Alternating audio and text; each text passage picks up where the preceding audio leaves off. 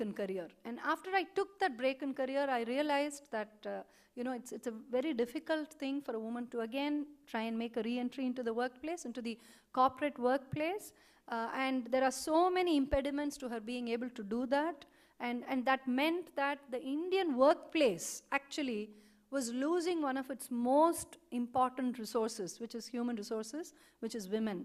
And so between the years 1996 to about 2000, I undertook a lot of research around the space of women's careers and what causes them to take breaks, and how can that be prevented, and what sort of career models do women follow. And that resulted in my setting up this group in the year 2000.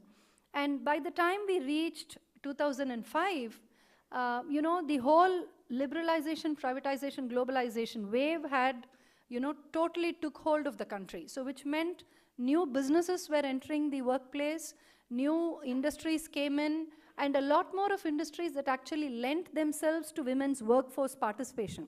Which means, a lot of service industries. You had the IT wave, you had the BPO wave, you had other service industries like travel, hospitality, telecom, insurance, advertising, all of which, have a lot of jobs, unlike core manufacturing or unlike core process industry, which lent themselves to creating women's careers. So you found there was a good jump in the rate of women's workforce participation from the year 1991 to about 2000. And we grew by almost about 14% as far as women's workforce participation goes. And then there started a dip. We found large numbers of women actually leaving the workplace.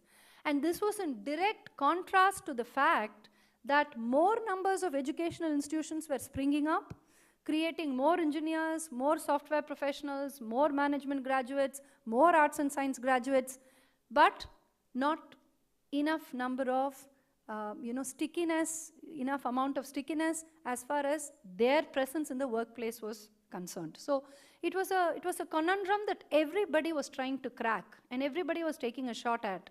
And in the year 2010, there was a landmark research study that we actually published along with several organizations, which looked at a set of factors which, if they were provided to women, then they would result in a very drastic cut of the attrition rates of women professionals. So this is called the career enabler theory, which means that if you were to provide a set of environmental factors, enablers to the woman professional, then you can be guaranteed that she will stay on in the workplace, she won't quit, and that obviously means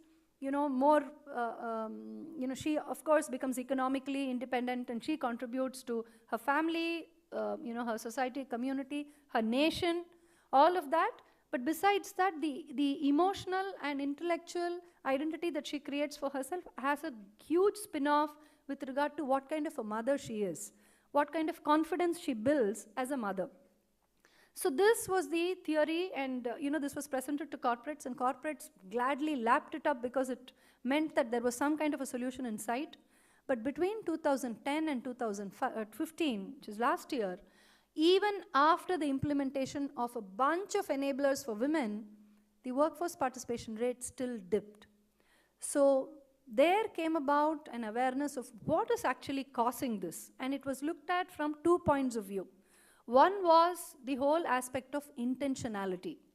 Are women really serious about the kind of careers they want to pursue? What we actually did was we brought several first-generation women graduates into the workplace.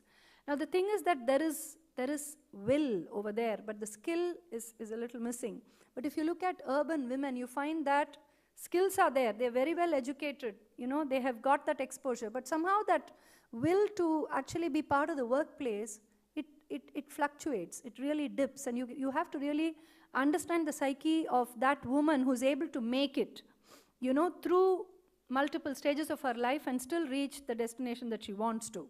So when we looked at this, that's when the concept of gender intelligence actually came up.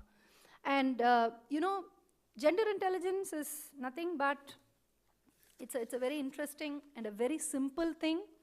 It is a skill that if we all learn, then we can have better relationships, with people of the other gender, friendships, relationships.